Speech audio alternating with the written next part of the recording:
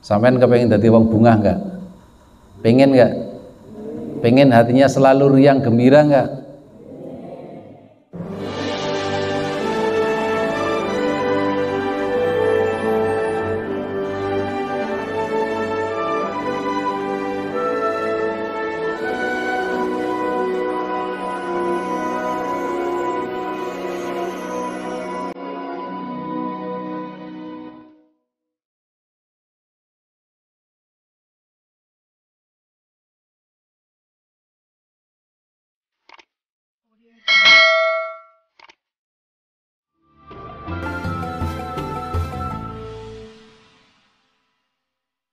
Muhammad.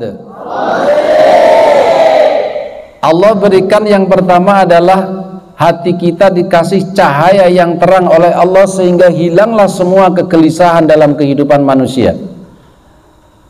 Rasa gelisah, rasa susah, rasa sempit, semuanya hilang. Bahkan bukan hanya itu saja, maka Allah akan merahmati dari 4 nafsu, al-lawamah, amarah, safiyah, mutmainah. Allah akan merahmati kepada nafsu 4 yang ada di dalam qalbu manusia ketika Allah telah memberikan cahaya di dalam hatinya. Yang pertama, nafsu al-lawamah, amarah dirahmati, bukan berarti nafsu yang 4 ini hilang, bukan. Tetapi semua hawa nafsu yang ada di dalam jiwa ini ketika dirahmati oleh Allah, maka nafsu semuanya akan mengarah sesuai dengan syariat baginda Muhammad sallallahu alaihi wasallam. Allahumma amin. Allahumma amin. Nur yang kedua yang Allah berikan kepada hati manusia, ketika para santri yang gemar di pondok pesantren membaca sholawat Nabi, insya Allah nur ilmu akan dimunculkan oleh Allah dalam hatinya, dimudahkan oleh Allah segala urusan mengajinya, diterangkan hatinya legowo, mudah memahami segala ilmu yang dipelajari di pondok pesantren. Paham tuh?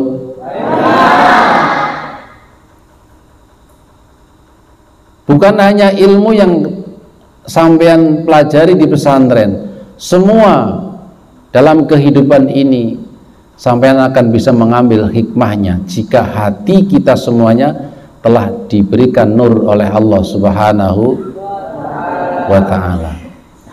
Banyak sekali nur yang dimunculkan, yang dianugerahkan oleh Allah ke dalam batin kita, ke dalam kalbu kita. Kemudian yang kedua, kebaikan yang Allah berikan, Allah curahkan nur berkat sholawat Nabi yang kita baca kepada nurani, hati yang paling terdalam, yaitu rasa. Jadi rasanya ini Allah berikan cahaya berkat sholawat Nabi yang kita baca. Insya Allah kita akan menjadi orang yang tidak mudah suudzon, tidak mudah buruk sangka, selalu husnudzon kepada siapapun, lebih-lebih kepada Allah Subhanahu. Ini kebaikan yang kedua, hafal ya. Jadi pertama, hatimu akan dianugerahi nur oleh Allah. Yang kedua, nuranimu akan dianugerahi nur oleh Allah Subhanahu wa ta'ala. Dan yang ketiga, kebaikan yang Allah berikan kepada orang yang senang membaca sholawat Nabi, yaitu Allah berikan cahaya kepada ruhnya, baik ruh jasmani maupun roh rohani. Ruh akan diberi sehat sehingga tetap mendorong, memperkuat apa yang ada di dalam jiwa ini, termasuk keluar nafas, keluar masuknya nafas kita. Ini adalah pendohiran daripada ruh kita semuanya.